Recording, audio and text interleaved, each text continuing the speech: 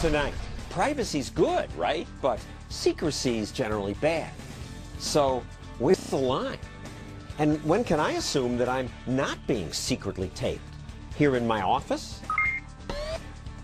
Maybe not. This NPR executive thought he was having a quiet, private lunch at a restaurant. It's pretty scary. They're seriously Wrong. Likewise, this Planned Parenthood worker didn't know she was being taped. Yeah, wake up. Nor did these Acorn employees. Don't get caught. Many of us cheered when they were caught doing sleazy things. And I've won Emmy Awards for using hidden cameras in my reporting. In one case, we heard that some abortion clinics were so greedy and deceitful that they'd tell women who weren't pregnant that they were and give them fake abortions and charge them money. So my assistant took my urine into some clinics. CBS proudly advertised my sting. But then a few years later, in a different state, prosecutors threatened to jail me for doing the exact same thing. So what's right and what's wrong?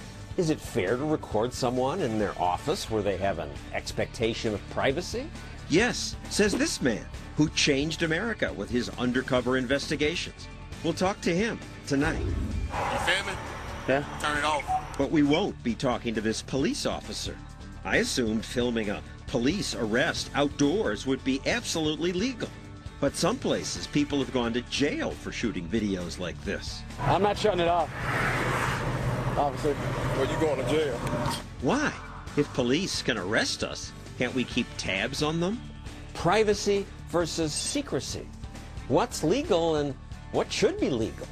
Can college kids prevent their parents from finding out they've been caught with drugs? Can gun owners prevent people from finding out where they live? Privacy's good. Secrecy's usually bad. But what's the difference? That's our show tonight.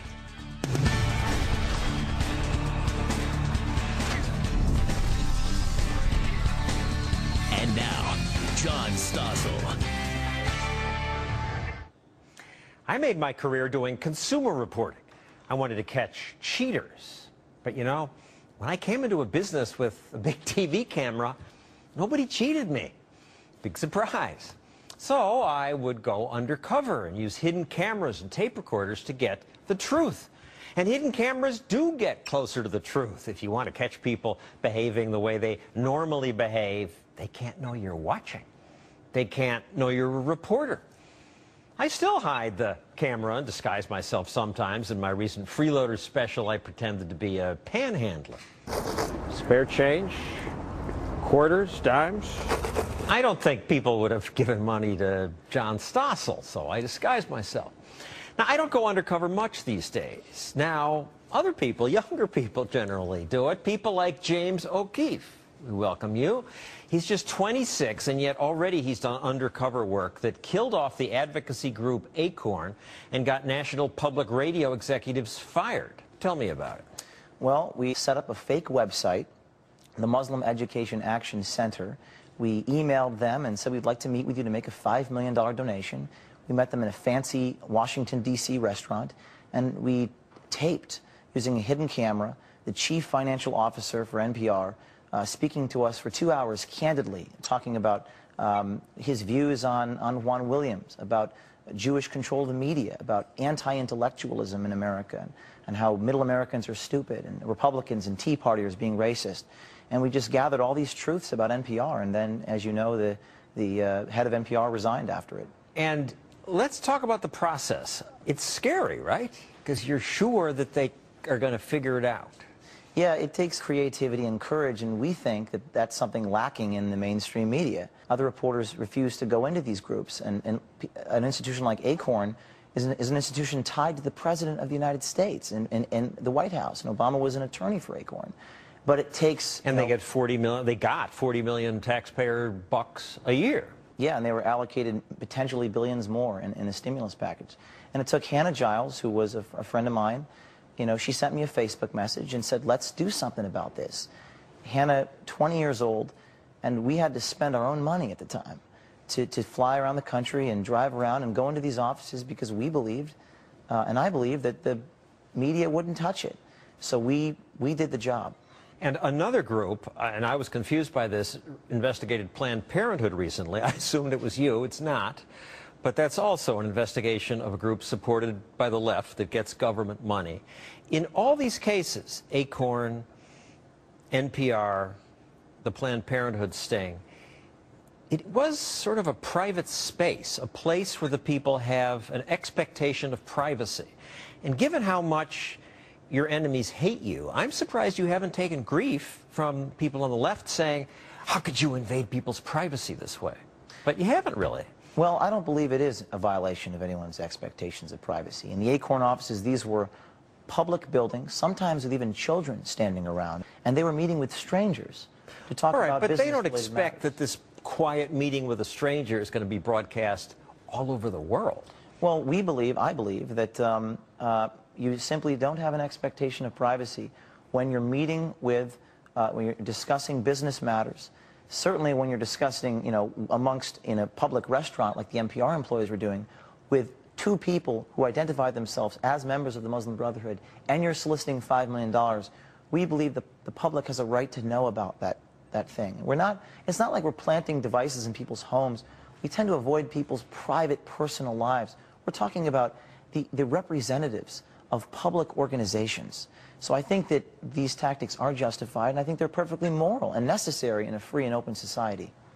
And on NPR's behalf, I was sort of impressed that they turned down the $5 million contribution. Well, they didn't. They say that they refused it. They didn't turn. The only reason they didn't accept our money is because we had to be a 501c3 to give them the money. So there was one little, in that email, if you look at the email chain, they had a statement that said, well, we need to verify you're a 501c3, but if we were, they probably would have accepted the money. And in one of the follow-up phone calls that we recorded, the agent at NPR said that she could help keep our donation anonymous.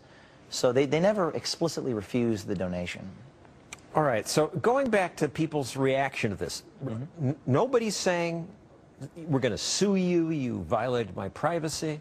Because I came from ABC, where we had to go through layers of lawyers to do any of this stuff, and they did an investigation of Food Lion. They claimed the food wasn't properly treated, and they got sued, and they lost because they misrepresented themselves on their resume.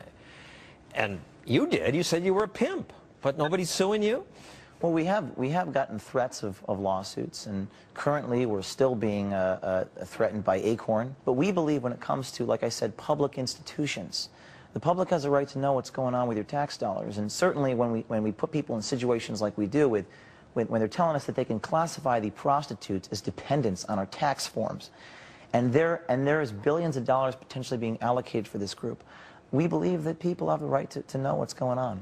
And all kinds of people were critical of Acorn, year after year, powerful people, politicians, and Acorn kept getting millions of taxpayer dollars until you go in with a camera. That changes everything. It's powerful.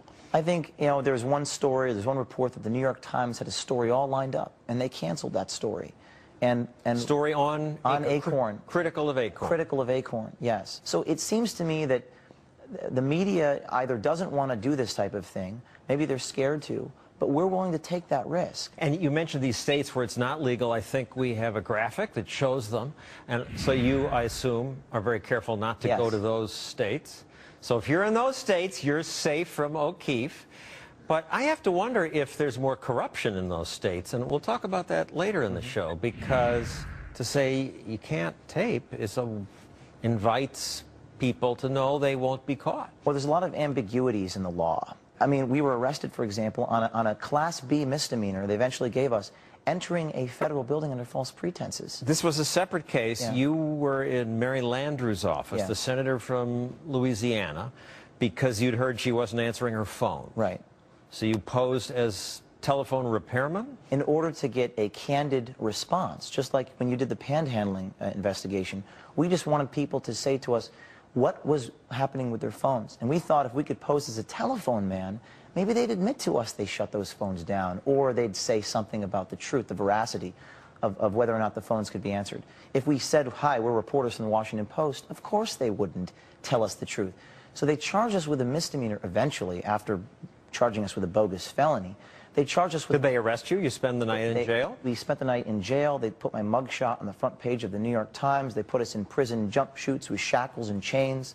They did everything they could to destroy us. Eventually, 5 months later, it came out there was no felony. But they gave us a Class B misdemeanor, entering the federal office under false pretenses. And I would like to say that if that's a crime, if it's criminal to pose as something you're not inside of a politician's office, then I guess we might as well arrest half the politicians in Washington, D.C., and half the lobbyists in Washington, D.C., who use false pretenses every day. So there's a fascinating dialogue we could be having about the nature of undercover work, about the ethics of these statutes that they charge us with. No one wants to talk about it. Thank you, James O'Keefe. Next, is this an invasion of privacy? Is this an invasion of privacy? This magazine was delivered to my office. The cover shows my workplace, and the headline reads, John Stossel, they know where you are. Who is they? And why do they know where I am? And is that a bad thing? Stay tuned.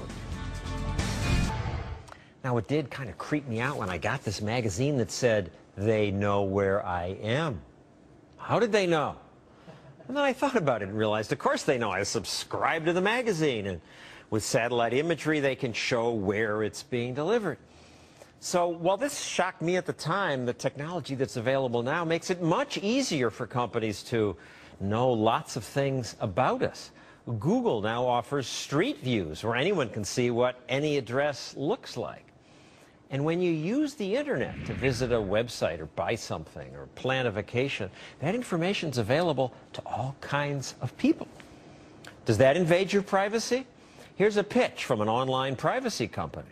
Imagine if people could just go through your house and collect whatever information they found from your files, desk, wallet, and medicine cabinet. Then sell it online to anyone interested.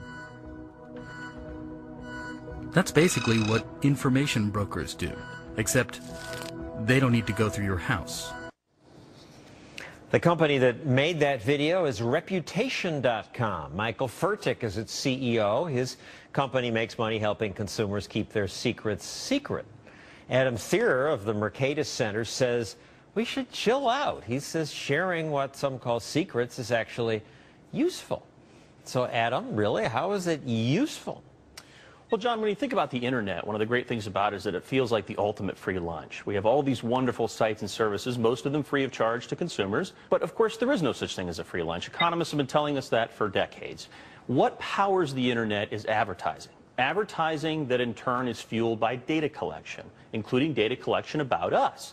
So there's essentially sort of an implicit quid pro quo between internet consumers and online companies, which is we're going to share a little bit of information with them, and they're going to deliver a lot of free digital we goodies. Get cool free stuff. That's right.